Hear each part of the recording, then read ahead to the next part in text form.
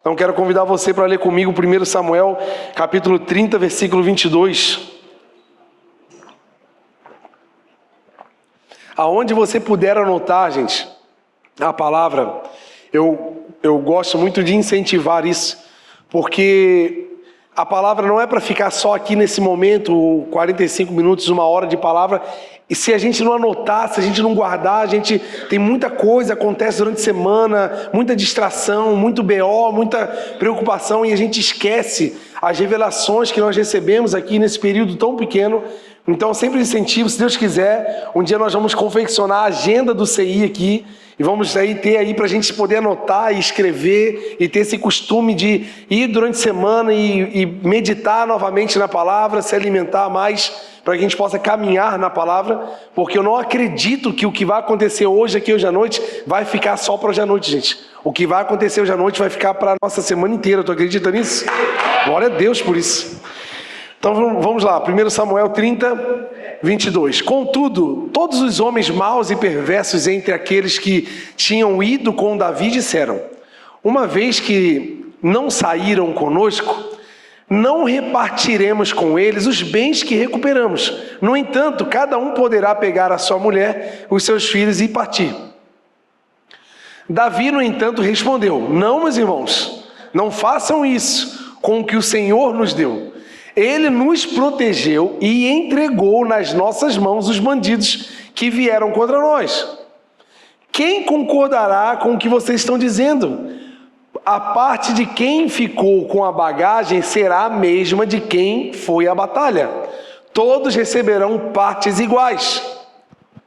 Davi fez disso um estatuto e uma ordenança para Israel daquele dia até hoje. O que tinha acontecido aqui, gente? Houve uma grande investida dos amalequitas na cidade de Ziclag, onde estavam as famílias desse exército, as mulheres de Davi, tudo estava lá.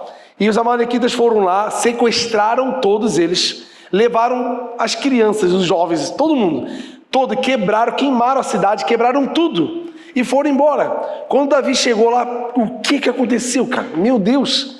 Ele chamou, convocou um exército e foi lá. Eles foram lá, Deus deu a vitória a eles, não tinha perdido ninguém, todos estavam vivos, eles recuperaram todas as pessoas, os filhos, as mulheres, e, como de costume, todo final de guerra existe um acontecimento que se chama o despojo da guerra. O que é o despojo da guerra? É você pegar toda a prata, ouro, armadura, armas, comida, tudo que há daquele exército, daquela cidade que você ganhou a batalha. E quando eles estavam recolhendo os despojos daquela guerra, alguns egoístas, maus, como fala ali, os maus e perversos, falaram assim: olha, já que o povo não quis vir com a gente, e a gente veio aqui, se matou, batalhou, se machucou, e veio aqui carregar esse peso todo, a gente não vai dividir com ninguém. Os despojos vão ficar com a gente pega nossas mulheres, nossos filhos, e partimos para a nossa cidade, para Ziclag, e vamos viver em paz. Davi falou assim: ei, peraí, primeiro, não foram vocês que conquistaram isso aqui. Quem deu a vitória para nós foi Deus. Então, como que nós vamos ser egoístas com algo que foi Deus que nos deu? Aqueles que ficaram em casa, cuidando da nossa bagagem, cuidando da casa, cuidando da cidade, vão receber em partes iguais tudo o que nós aqui na guerra recebemos. Todos esses despojos que nós conquistamos, vamos chegar lá e vamos dividir com todos, porque a vitória quem nos deu foi o Senhor, não foi a nossa própria mão. Estão entendendo, amém? Foi isso que aconteceu. Então essa palavra foi inspirada do Senhor na vida do Bispo Fernando sobre a nossa viagem a Israel. Porque há quase um ano e meio atrás, Deus falou com o Bispo Fernando assim: traga os meus ministros à minha cidade, que eu estou convidando todos eles para cá, que eu vou levá-los a um novo nível, ao nível de revelação, ao nível de conhecimento. E o bispo, por obediência, porque por ele fazer uma caravana é muito cansativo, porque você tem que estudar, você tem que ir todo dia ministrar, você fica um ano recebendo ligações: como é que vai ser isso? O que precisa? Ele tem muitas atividades, então uma caravana é muito trabalhoso. Mas ele falou: olha, eu vou fazer porque Deus me mandou fazer. Então ele lançou o convite. E muitas pessoas disseram sim. Umas por obediência, outras por empolgação, outras disseram não porque ficaram com medo de alguma coisa, com medo de não ter recurso, com medo de não conseguir, sei lá, de alguma forma chegar até o fim da viagem. Quando deu a guerra do ano passado lá, foi em outubro? Sim, foi em outubro? 7 de outubro, né? 7 de outubro aí, mais da metade da caravana, tinha mais de 50 pessoas inscritas, cancelaram a viagem. Ficaram umas 12, 15 mais ou menos inscritas. Eu era um desses 12 doidos aí que estavam no meio. E um monte de gente cancelou e o bispo ficou assim: Deus, eu não vou assinar o atestado de cancelamento por medo ou por receio ou insegurança. Eu vou cancelar a viagem se acontecer algo oficial do governo, o aeroporto fechar, o governo de Israel cancelar os voos, alguma coisa assim oficial, aí eu cancelo. Enquanto isso não acontecer, eu vou seguir a palavra que o Senhor me deu. Então ele passou um ano e pouco de guerra, porque um monte de gente criticando, um monte de gente com medo, o pouco de gente estava grudado para ir também estava com dificuldades. Eu, por exemplo, tive a graça do Senhor de ganhar toda a viagem. Eu dei entrada, fui lá, dei entrada lá de R$1.500 e estava, né, não, vou até lá, eu vou conseguir e vai dar certo. No fim, se nada der certo, eu venderia o meu carro e iria pagar a viagem, porque a gente precisa também ter um sacrifício, né? A gente não está aqui vivendo de energia solar, né? Acontece tudo, vai dar tudo certo, eu não vou fazer nada. Não, a gente tem que ter um sacrifício, tem que ter cara, assim, ó, sabe Abraão com Isaac, assim, cara, eu tenho alguma coisa para oferecer. E foi o que eu tinha para oferecer. E no meio do caminho, uma pessoa me oferece toda a viagem, me paga todo o passeio, todas as passagens. Outra pessoa vem e fala assim, ó, toma uma oferta para tu comer lá à vontade o que tu quiser. É assim, gente. Quando Deus fala para tu ir, Ele responde todas as coisas. É assim que Deus faz. E nós fomos lá, meu Deus, foi incrível. E nesse período foram muitas guerras travadas, espirituais, materiais, sentimentais, que nós fomos. E no fim conseguimos fechar um grupo de 21 pessoas que foi para lá. E a ida para lá, gente, foi de milagre em cima de milagre. A gente parou, teve um momento no ônibus que estávamos contando os testemunhos, o microfone lá do guia, e cada um ia contando como é que estava, como é que chegou lá em Israel. Todo mundo tinha um milagre para contar, todo mundo tinha assim, ó, aconteceu isso, Deus fez isso, e a gente percebeu que o que deu start nessa viagem foi o sim dos doidos, foi o sim daqueles que acreditaram na palavra e seguiram, né? Então foi muito lindo o que Deus fez, foi uma viagem assim, de certa forma estranha, porque a gente estava no Beto Carreiro em dezembro, sem fila e sem ninguém. Alguém que já foi no Beto Carreiro vazio aqui? Alguém já foi, não? Mas já foi em dezembro vazio? Não, né? É estranho, né? É para estar socado, fila de 1h30, 2 horas, torrando no sol. Você já tinha, meu Deus, não aguento mais. 75 pessoas na tua frente. Então a gente estava lá, gente, não tinha ninguém nos passeios. Nós íamos nos lugares onde tinha, tipo assim, um lugar para 50 pessoas, tinha 200. O guia tinha que andar com um microfonezinho aqui, a caravana com um fonezinho, ele falava no microfone e todo mundo tentando escutar, um monte de gente batendo, aquele calor. Gente, estávamos sozinhos. Deus convidou, Deus preparou a casa dele com exclusividade para a gente chegar lá. Foi uma coisa extraordinária. Foi assim, aí o guia, né? Quem era o guia? O Joel, um brasileiro de família judaica, que fez aliar se chama voltar para Israel, porque ele fez todo o processo de volta para Israel. Então ele mora em Israel já há 8 anos, se formou lá como guia, porque Israel tem um sistema de te ajudar a voltar para sua terra. Então eles pagam apartamento, mobiliado durante um período grande lá, pagam um curso de hebraico para você conseguir se movimentar lá e trabalhar e ter a sua vida lá. Então ele já mora há 8 anos lá, é brasileiro, é crente no Senhor Jesus, que assim, é um cara fervoroso. Então todas as paradas que a gente ia, ele ministrava, ele pregava, ele tinha gestos. A gente falava assim, cara, o Joel é muito preparado, cara, eu acho que ele fez curso no CI Teatro, porque ele tinha um gesto, ele fazia as coisas assim, a gente chorava assim na administração dele, era incrível. Então até o guia, Deus preparou uma pessoa especial pra gente. O guia que está lá há 8 anos, ele disse que nunca viu nenhum passeio igual esse, de não ter ninguém. A gente fez passeios fora de roteiros normais, foi em lugares que caravanas normalmente não vão, porque é muito cheio, gente. Israel, o mundo inteiro vai para Israel. Se alguém fala que essa história não existe, que a Bíblia não existe, que a Bíblia é escrita por homens normais que inventaram uma história... Gente, por que o mundo vai lá inteiro para ver um negócio que não existe? Eu não consigo entender. Mas aí, se você não acredita, vai lá que tu vai começar a acreditar nessas coisas. E assim, incrível, gente. Foi uma coisa maravilhosa. E diante de todos esses despojos que nós recebemos dessa viagem, poucas pessoas, 21 pessoas, foram lá. Deus nos encarregou de trazer tudo que a gente recebeu para dividir, porque assim, existe também um misticismo, né, em quem vai para Israel. Tem gente que acha que eu não ando mais, eu flutuo já, né? Tem gente, ele veio de Israel, deve estar voando na carruagem de Elias aí pela cidade, né? Não deve comer mais, porque já se alimenta só pelo Espírito. Não, eu continuo sendo normal, né? Não mudou nada. Então, às vezes a gente pensa que por ter ido, as pessoas se torna melhor, especial. Não muda nada. A questão é que eu vi coisas com meus próprios olhos, estive lá, ouvi, e ai de mim se eu não dividir isso, porque tudo que eu recebi não foi o João, foi a igreja do Senhor que recebeu. Então eu só estou aqui como mensageiro para dividir um pouco dessas histórias. Hoje eu vou tentar dividir assim, pelo menos 4 lugares que nós fomos, trouxe algumas fotos. Espero que você receba tudo que eu trouxe aí em nome de Jesus, que foi muito legal, gente, foi muito maravilhoso, foi um tempo de conexão muito linda, de estabelecer alianças muito fortes assim no Senhor e com as pessoas, foi muito legal. Então, vamos para a primeira parada, que foi em Jope. Aí, enquanto eu vou falando, as fotos vão aparecendo aí.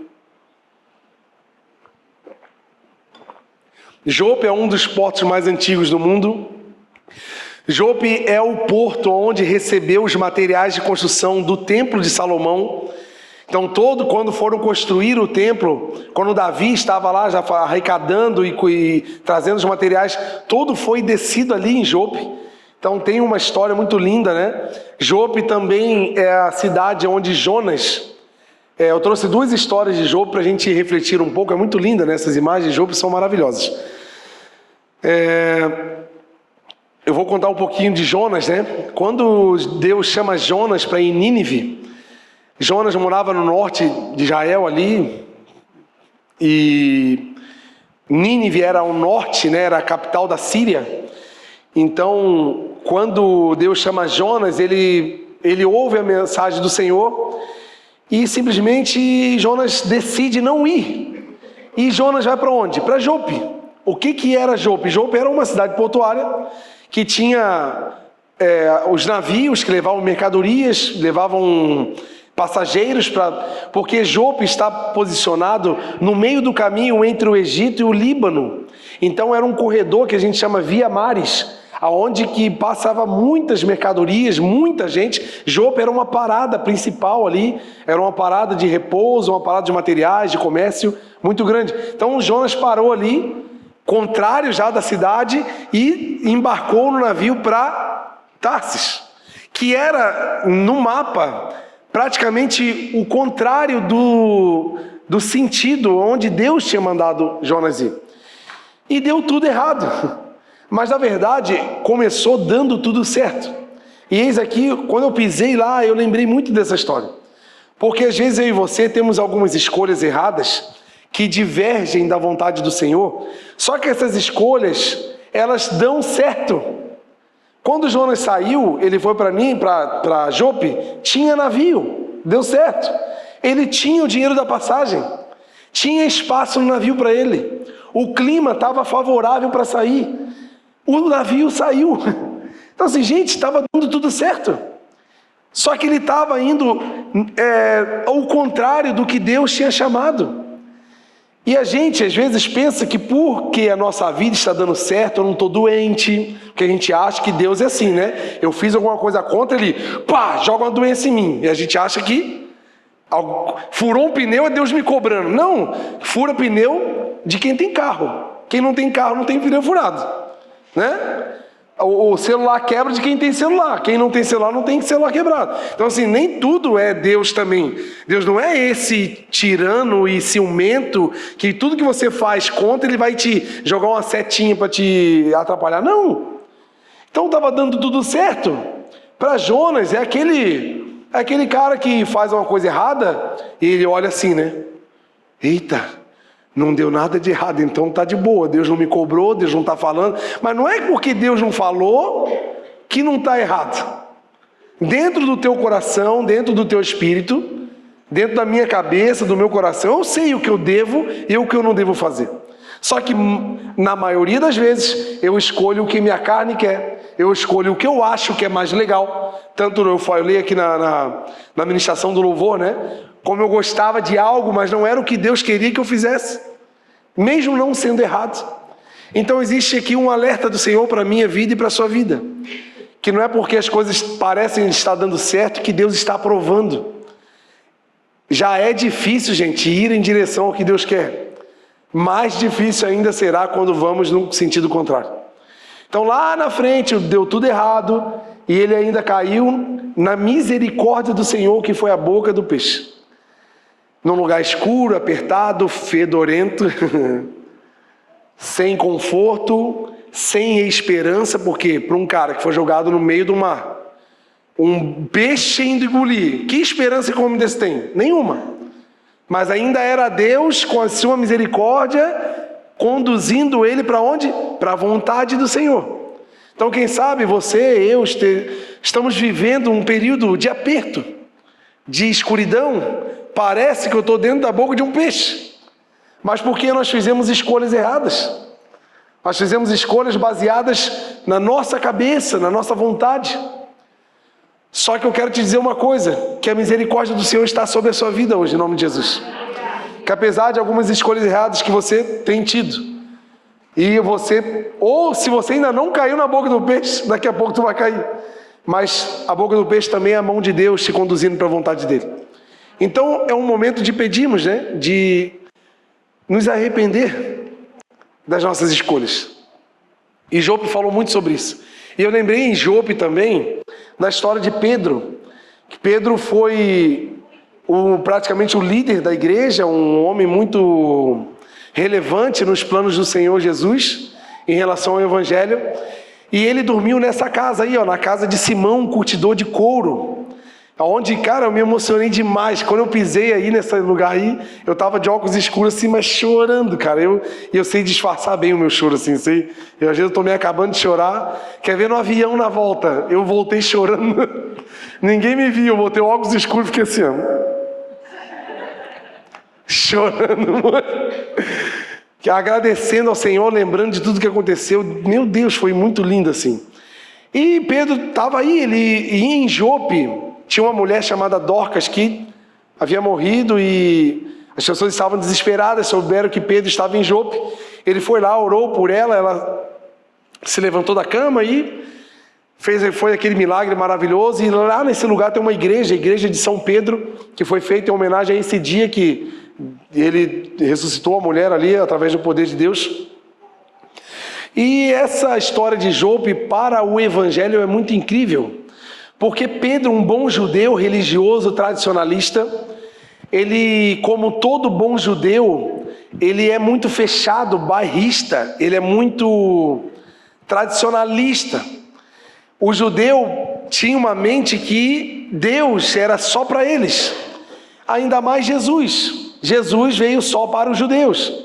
Inclusive, Atos 2 aconteceu em Jerusalém para judeus. Então eles tinham recebido o Espírito Santo, a igreja primitiva e o evangelho do Senhor estava ficando limitada apenas em Jerusalém para judeus.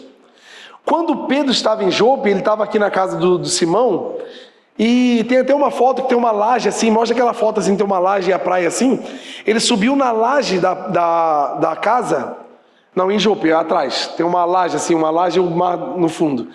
Ele subiu assim na laje, era a hora do almoço, ele estava esperando aí, ó, exatamente num lugar assim, ele olhando para o mar. Em Atos 10, a Bíblia diz que ele começou a orar e ele entrou em êxtase com o Senhor numa visão. E o Senhor deu uma visão de um lençol muito grande com todo tipo de animal dentro daquele lençol. E Deus falou assim: Pedro, você está com fome? Mata um animal aí e come. E Pedro, muito tradicionalista, muito religioso, muito santo, falou com Deus o quê? Não, Deus, eu não posso tocar em coisas impuras. Ó, cara querendo ser mais santo que o Senhor. Isso é o religioso, gente, é o perigo. Aí Deus falou o que para Pedro? Não torne impuro aquilo que eu purifiquei. Pedro não entendeu. Deus teve que dar o mesmo sonho mais 2 vezes. 3 vezes Pedro teve o mesmo sonho com a mesma revelação. Então, com a 3ª vez, eu acho que Pedro deve ter entendido, né? Porque cabeça dura, tipo eu, tipo você, assim, né? Meio teimosinho, né? Olha para alguém do lado e fala assim: ó, tá falando de você aí, ó. Teimoso, lembrei de você. Olha só, lembrei de você. Falou teimoso, eu lembrei de você. E por que desse sonho? Por que dessa revelação? Por que Deus falou para Pedro: não torne impuro aquilo que eu purifiquei? Porque depois desse sonho, Deus falou com Pedro que iria vir uma equipe de um homem chamado Cornélio, que ele era um centurião romano, um líder de uma equipe de legendários, que morava em Cesareia. Enquanto eu estiver falando de Cesareia, pode mostrar as fotos de Cesareia. Cesareia Marítima era uma cidade de romano para romano, não morava judeu. Judeu não visitava Cesareia. Tinha um anfiteatro onde o Wilson já fez um show ali, um DVD nesse lugar. Até hoje tem ali, estava montado o equipamento de show para algum evento que ia ter ali nos próximos dias. E ali era um anfiteatro onde eles tinham muitas peças teatrais. Tinha um hipódromo onde tinha corrida de cavalos, de bigas, né, aqueles carros com cavalos. Inclusive, a posição que o imperador ficava para assistir a corrida era bem perto da curva, que era igual um lugar de corrida assim, né?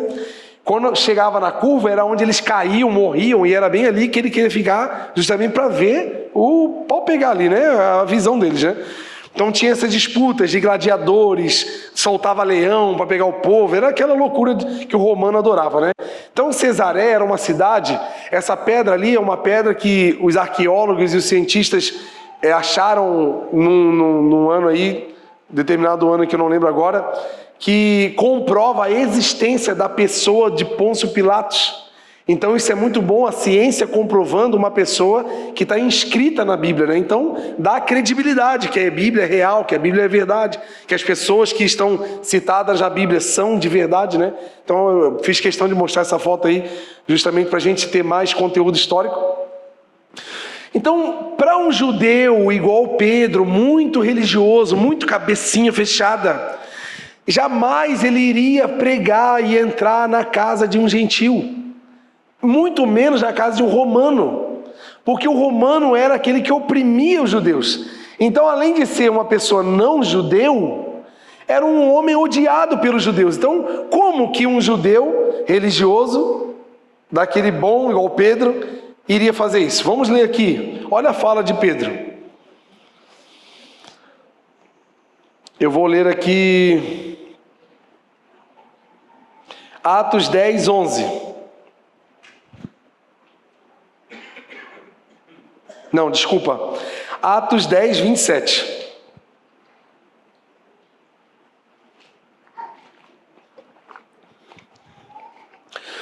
Conversando com ele, Pedro entrou com Cornélio, já estava na casa de Cornélio. Pedro entrou e encontrou muitas pessoas reunidas ali.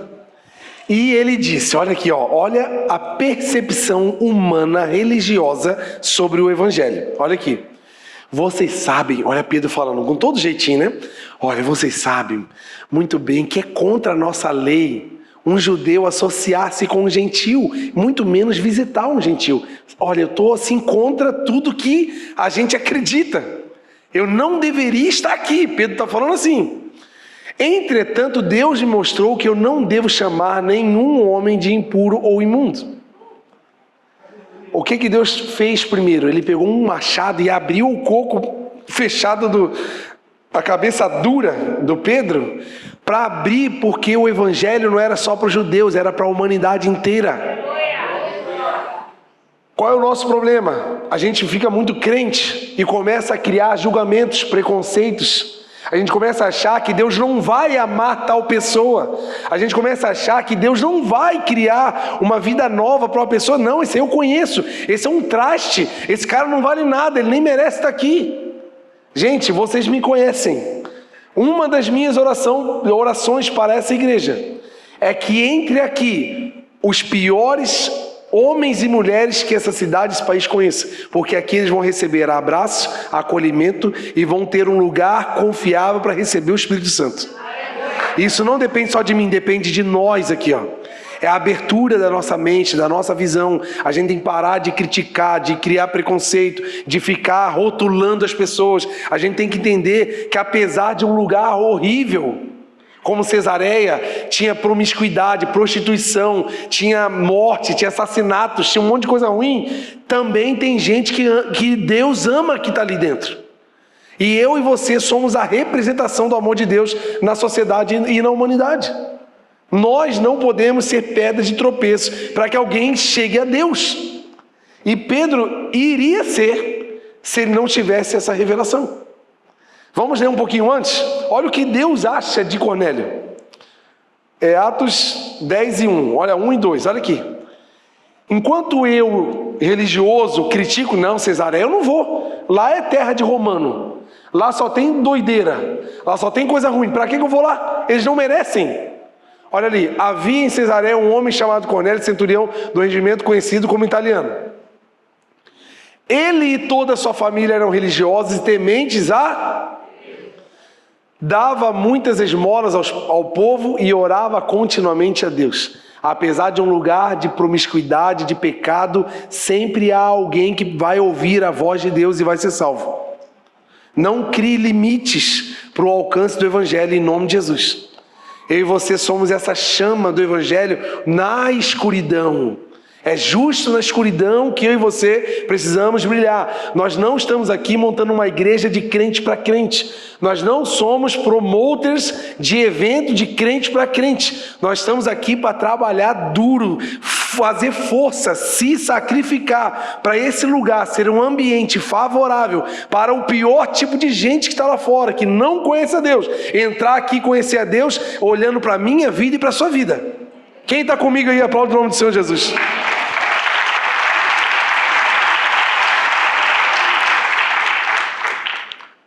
Aí o que aconteceu, né? Vocês viram a visão de Pedro religioso? Olha, gente, não era nem para eu estar aqui. Eu não deveria nem entrar na tua casa.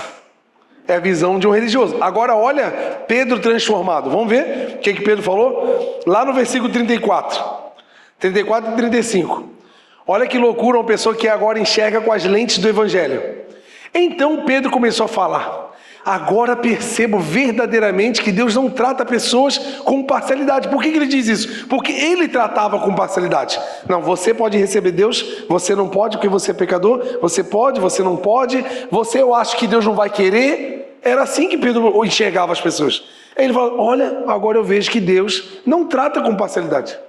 Mas todas as nações aceita todo aquele que o teme e faz o que é justo. Ele falou a mesma coisa que Paulo falou em Romanos 10 e 13. Todo aquele que invocar o nome do Senhor será salvo. Aí só que Paulo continua. Como invocarão se não o conhecem? Como conhecerão se não há quem pregue?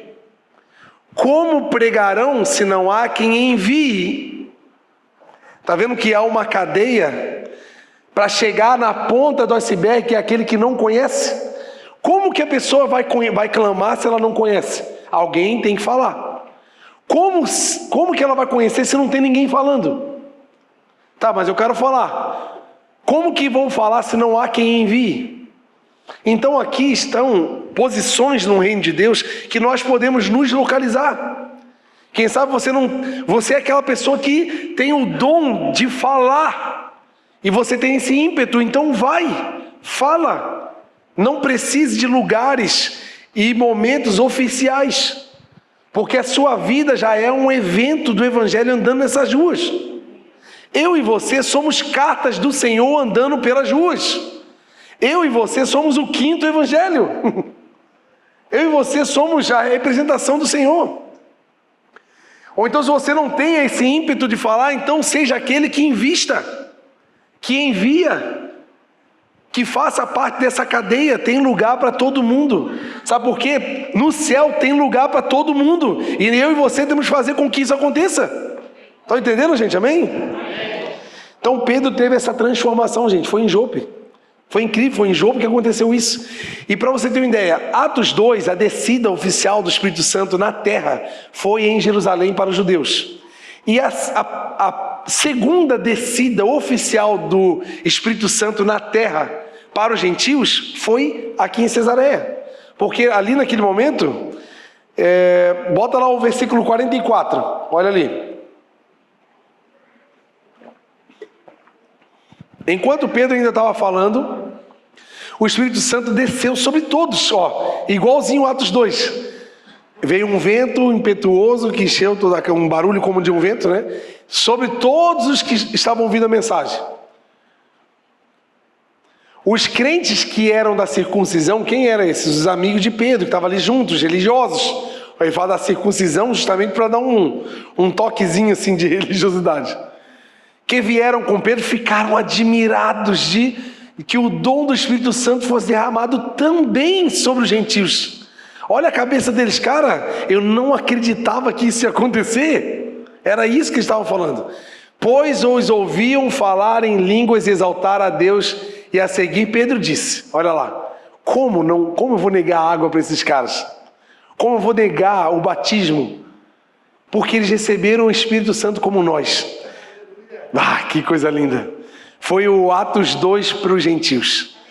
E glória a Deus, porque Deus abriu a mente de Pedro. E Deus está convidando você e eu para abrir a mente. Porque Deus quer usar você e eu para levar a palavra para pessoas que estão muito longe. Pessoas improváveis, que ninguém mais acredita. Mas o Senhor vai te levar para levar a mensagem para essas pessoas.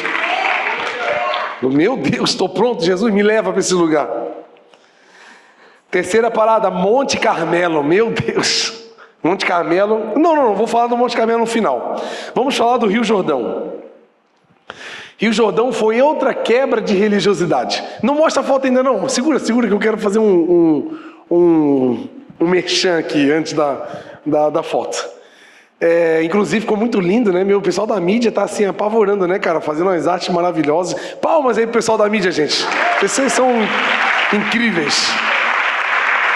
Inclusive a Bia casou aqui, o GG tá aqui com a cara de casado agora, né, cara? Cheio de olheira, não sei o que tá acontecendo, né? Deixa quieto.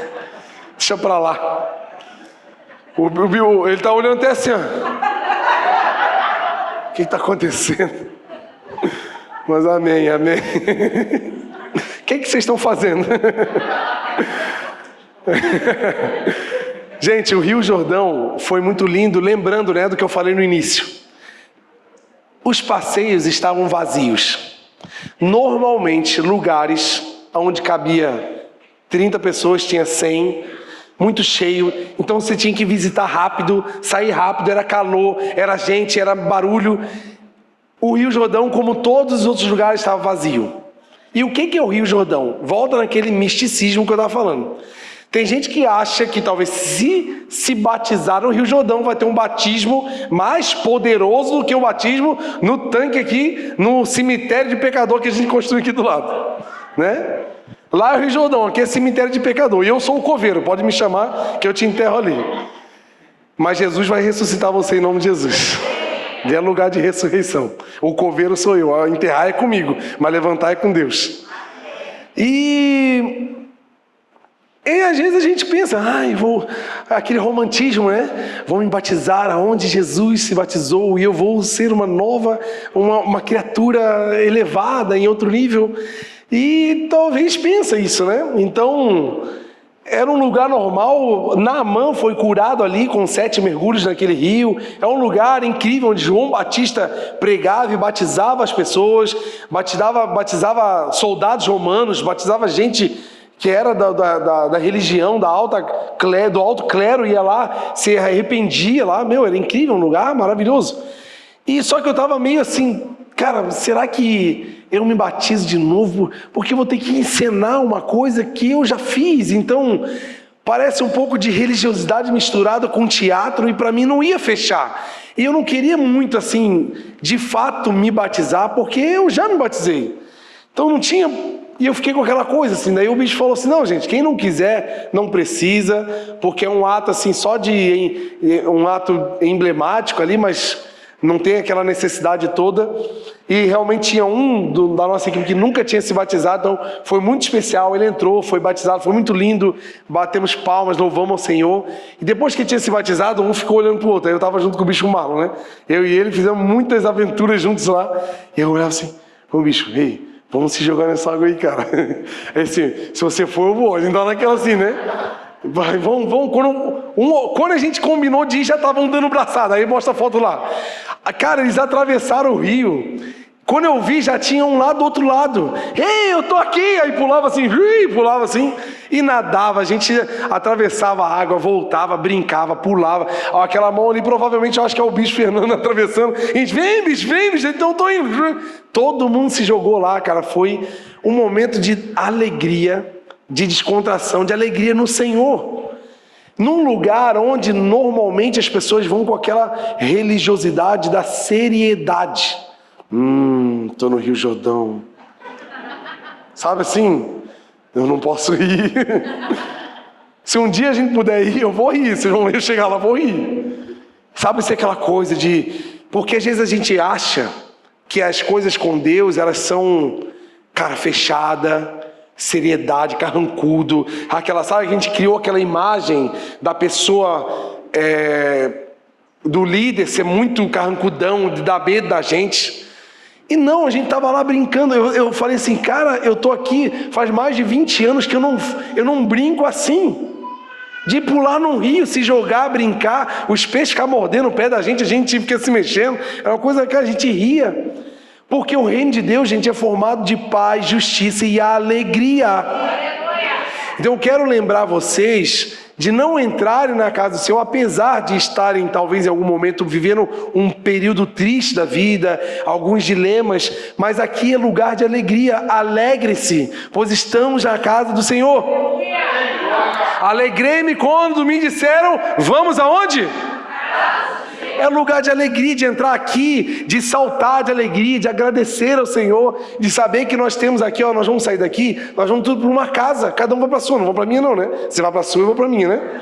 Mas cada um vai ter uma casa, nós vamos ter um travesseiro para a gente dormir, uma cama. Isso é motivo de alegria, sim ou não? Sim. Alguém que passou fome hoje, que ficou sem comer? A não ser que fez um jejum.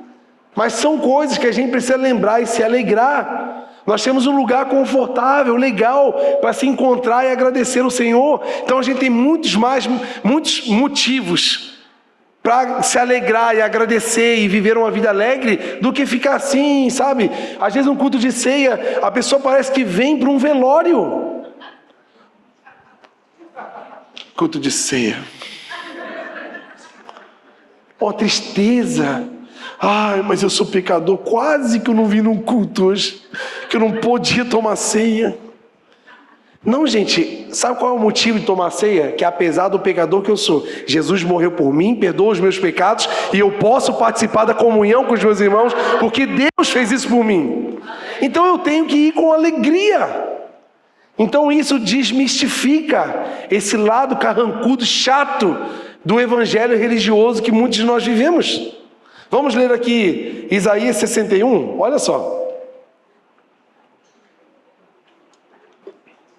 Quem Deus chamou para eu e você ser. O Espírito do Soberano está sobre mim, porque o Senhor me ungiu para levar as boas novas aos pobres. Ele me enviou para cuidar dos que estão com o coração quebrantado, para proclamar a liberdade aos cativos e libertação aos prisioneiros. Olha para que Deus chamou eu e você? Para isso, para cuidar dos pobres, dos aprisionados, para proclamar o ano do favor do Senhor e o dia da vingança do nosso Deus, para consolar os que andam tristes e dar a todos os que choram em Sião uma bela coroa, ao invés de cinzas, porque tem gente que prefere cinza do que coroa. Tem gente que prefere a tristeza do que a alegria. Tem gente que adora um motivo para provar que está triste. Gente, olha aqui para que nós somos chamados. Óleo de alegria em vez de pranto. Manto de louvor em... os pentecostais. Epa, manto de louvor, já gostei, né? É um manto. Manto de louvor em vez de espírito deprimido. Eles serão chamados carvalhos de justiça, plantio do Senhor para revelar o seu esplendor. Sabe quem eu e você somos? Uma semente que o Senhor plantou aqui na terra, para quando a gente brotar, revelar o esplendor do Senhor. Eu e você, onde estamos plantados, seja nessa igreja, seja na empresa que você trabalha, seja no bairro que você mora, seja na família que você faz parte, você certamente, no tempo certo, vai brotar e a sua vida vai proclamar a glória de Deus. Você vai levar alegria para lugares tristes. Você vai levar manto de louvor em lugares cheios de pranto. Você acredita nisso, amém? Você pode aplaudir o Senhor e trazer um momento de alegria? É para isso que Deus nos trouxe. Então esse dia no Rio Jordão foi um dia que Deus falou assim: olha, vou levar vocês para um parquinho, para vocês brincar. Vamos lá num playgroundzinho com a gente. Cara, a gente brincou, mergulhou. O guia, a gente falou assim: vem, Joel. O Joel tirou, botou a capa. Ele assim, saía da água assim, fazia... Você é uma criança, cara. Ele falou assim: cara, eu nunca vi isso. Eu nunca entrei na água como guia. Porque ele é só um guia, ele fica lá fora. Respeitando a religiosidade. Mas não que a gente estava desrespeitando. Gente, quem é alegre... Eu sou alegre, mas eu não sou bobo. Tem gente que acha que o alegre é bom. Eu não sou bobo, eu sou alegre. Eu sou feliz. Eu carrego a alegria do Espírito Santo na minha vida. Tá entendendo? É diferente. Quem é alegre não é irreverente. É diferente. Irreverência é diferente de alegria. A irreverência está ligada na desobediência. Se você andar um pouquinho comigo, tu vai ver que o que tem que ser levado a sério, eu tô com a espada na mão. Mas o resto é pra gente viver feliz, né, gente? Eu sorrio porque eu sou alegre, não é porque eu sou bobo. Bem, fechou, gente? Amém? Glória a Deus. Agora vamos para o Monte Carmelo. Tem pouca foto porque se tinha hora, gente, que a gente estava tão impactado que eu não queria tirar foto, queria escrever. Eu só queria ficar assim, ó. Meu Deus, eu estou aqui. Ai, Jesus. Eu ficava assim, ó. Meu Deus, é isso aqui. Aí o guia falava as coisas e ficava assim. Ai, meu Deus, eu quero ouvir. Aí eu esqueci de tirar foto, esqueci de escrever, esqueci de tudo. Mas tá tudo aqui dentro, aqui, ó. A cabeça é bem grande, cabe bastante informação. Então vamos lá. 1 Reis 18, 19. Meu Deus. Agora, convoque todo o povo de Israel para encontrar-se comigo no Monte Carmelo. Quem estava falando isso aqui, gente? Elias. Elias é aquele que me emprestou a carruagem para vir aqui para o culto hoje.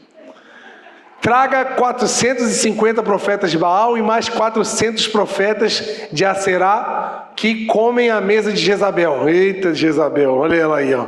Então Acabe convocou todos os israelitas e reuniu os profetas no Monte Carmelo. Até o 21. Elias apresentou-se a todo o povo e disse: até quando vocês vão titubear? É isso? Titubear? É que minha versão é diferente. Titubear para um lado e para outro. Se o Senhor é Deus, sigam-no.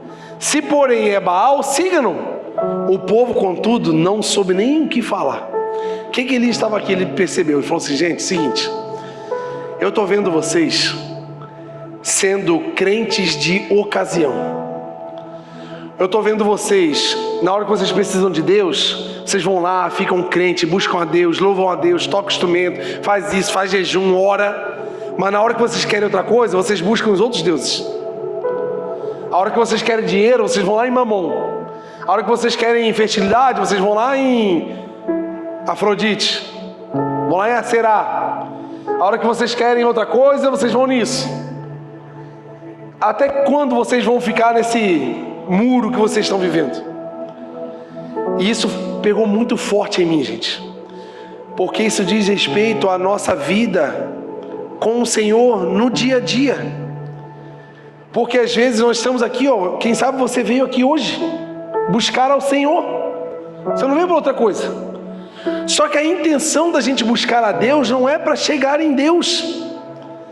Talvez o meu coração, o seu coração, está para usar Deus para chegar em outro lugar. Talvez você está aqui, só está buscando o Senhor para resolver os seus problemas de relacionamento. Ou quem sabe, você só está aqui buscando Deus só para resolver os seus problemas financeiros. Ou qualquer outro problema, uma cura. Não que Deus seja incapaz de resolver esses problemas, é lógico que Ele é.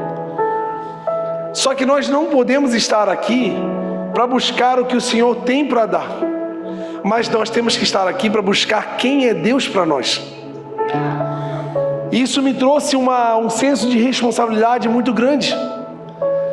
Apesar de eu ser um servo, um irmão igual a todos, eu não sou maior e nem melhor do que ninguém aqui, mas eu tenho uma incumbência do Senhor, que é de conduzir um povo, e trouxe em mim essa responsabilidade de conduzir essa igreja não a coisas materiais, a prometer uma vida incrível na terra, de bens, de riquezas, de beleza, de cura, mas de conduzir pessoas a estarem prontas para darem a sua vida, para que outras sejam alcançadas, e que isso seja uma verdade em nossas vidas até que Ele venha. Não sabemos se vamos ficar ricos no meio dessa história, não sabemos se vamos conseguir comprar a nossa casa na praia, mas uma coisa essa igreja tem que saber, que todo blumenauense vai ouvir o nome de Jesus, porque isso é um perigo.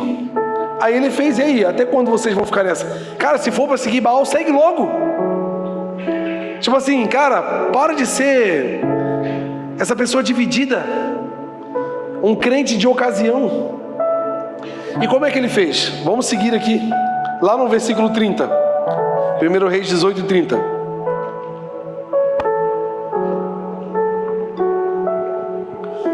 Então Elias disse a todo o povo: vem cá, vem cá, todo o povo, eu vou fazer uma coisa aqui. Interessante que eu estou percebendo isso aqui agora. Elias reparou o altar do Senhor, que estava em ruínas. Só que antes dele reparar o altar, o que ele fez? Vem cá. Tudo que é feito em Deus é em unidade, gente. Tudo que é feito em Deus é em comunhão.